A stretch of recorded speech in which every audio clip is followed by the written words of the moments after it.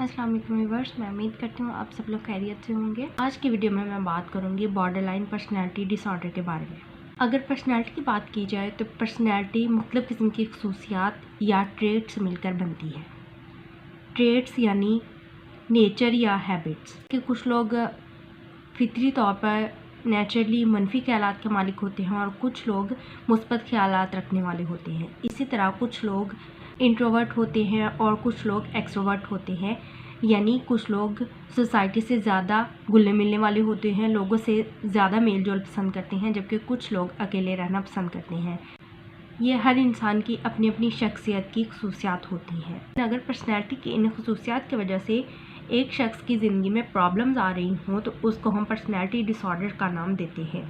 Personality disorder को diagnose करने के लिए एज कम से कम 18 साल या इससे ज़्यादा होनी चाहिए। पर्सनैलिटी डिसऑर्डर में मुब्तला जो लोग होते हैं उनको ये लगता है कि वो बिल्कुल ठीक है, उनको किसी किस्म का कोई प्रॉब्लम नहीं है, उनको किसी भी इलाज की ज़रूरत नहीं है। और अगर पर्सनैलिटी डिसऑर्डर के रेशो की बात की जाए तो पर्सनैलिटी डिसऑर्डर मेल्स के मुकाबले में फ़ीमेल्स में ज़्यादा होता है। बात कर लेते हैं बॉर्डरलाइन पर्सनैलिटी डिसऑर्डर के बारे में। बॉर्डरलाइन पर्सनैलिटी डिसऑर्डर एक ऐसी साइकोलॉजिकल कंडीशन है जिसमें अनस्टेबल मूड, अनस्टेबल रिलेशनशिप्स और अनस्टेबल बिहेवियर होता है। ऑनसेट जो है इसका एडोलेसेंस और अडल्टहुड में स्टार्ट होता है।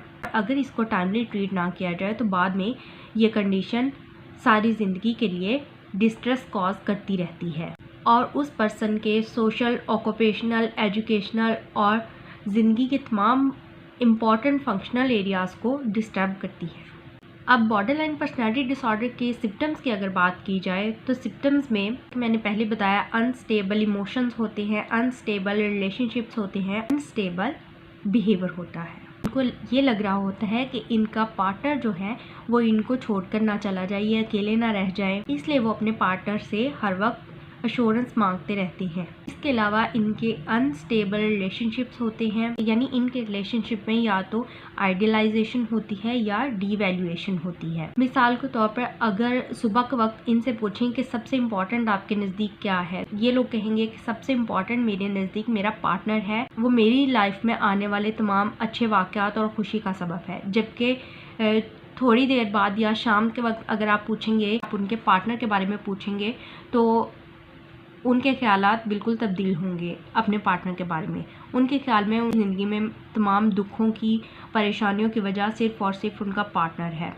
यानी ये अपने रिलेशनशिप को कभी भी स्टेबल नहीं रख पाते। इसके अलावा इनका अनस्टेबल सेल्फ इमेज होता है, यानी ये ख़ुद के बारे में कभी बहुत ज़्यादा कॉन्फिडेंट फील करेंगे, ये सब कुछ कर सकते हैं, इनमें बहुत ज़्यादा एबिलिटीज़ हैं, कुछ ही देर बाद इनकी सेल्फ इस्टीम बहुत लो हो जाती है। इसके अलावा एक सिम्टम इनमें ये पाई जाती है कि इनका बहुत इम्पल्सिव रिस्की बिहेवियर होता है, यानी बहुत रेस्टलेस ड्राइव करेंगे, ओवर ईटिंग करेंगे, बहुत ज़्यादा शॉपिंग करेंगे, ड्रिंकिंग करने लग जाएंगे, ड्रग अब्यूज़ करने लग जाएंगे या किसी भी सेल्फ हार्मिंग बिहेवियर में इन्वॉल्व हो जाएंगे, जिस तरह के आम तौर पर हाथों पर कट्स लगाना। और ये लोग जब बहुत ज़्यादा स्ट्रेस में होते हैं तो सुसाइडल अटेम्प्ट की भी कोशिश करते हैं। इसके अलावा इनकी थिंकिंग में स्ट्रेस रिलेटेड चेंज आता है, यानी जब ये बहुत ज़्यादा स्ट्रेस में होते हैं तो इनकी थिंकिंग में ये चेंज आता है, बहुत ज़्यादा पैरानॉइड हो जाते हैं। इनको लगता है कि अगला बंदा जो है वो इनको नुकसान पहुंचाना चाह रहा है, वो इनसे सिंसियर नहीं है। इसके अलावा ये इमोशनली अनस्टेबल होते हैं, इनके इंटेंस मूड स्विंग्स होते हैं।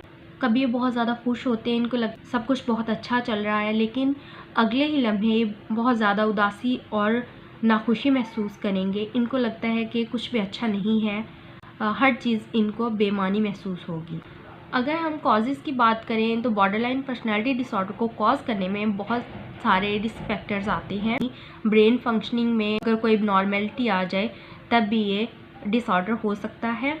मिसाल के तौर पर ब्रेन के वो एरियाज़ जो इम्पल्सिव बिहेवियर को या इमोशंस को कंट्रोल करते हैं, उनमें कोई अगर इबनॉर्मेलिटी आ जाए तब भी ये डिसऑर्डर होने के चांसेस हो सकते हैं। इसके अलावा ये डिसऑर्डर इनहेरिटेड भी हो सकता है, जेनेटिकली ये डेवलप हो सकता है। फैमिली हिस्ट्री में अगर कोई डिसऑर्डर चला आ रहा हो या फर्स्ट डिग्री रिलेटिव्स में अगर किसी को कोई साइकोटिक डिसऑर्डर हो तब भी एक शख्स को ये डिसऑर्डर होने के चांसेस हो सकते हैं।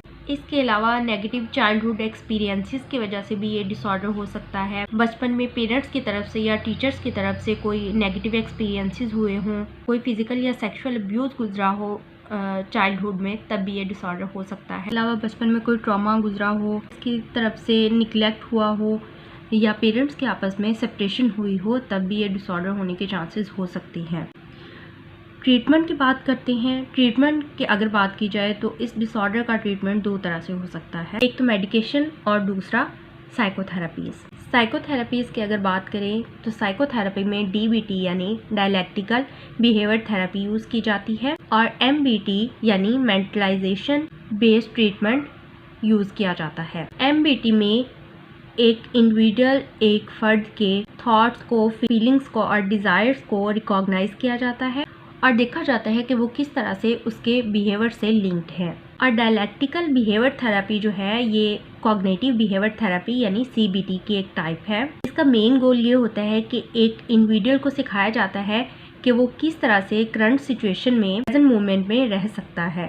स्ट्रेस के साथ कोप अप करने के हेल्दी वे सिखाए जाते हैं उसे, और अपने इमोशंस को रेगुलेट करना सिखाया जाता है। इसके अलावा उनको ये सिखाया जाता है कि वो किस तरह से अपने रिलेशनशिप्स को इम्प्रूव कर सकते हैं।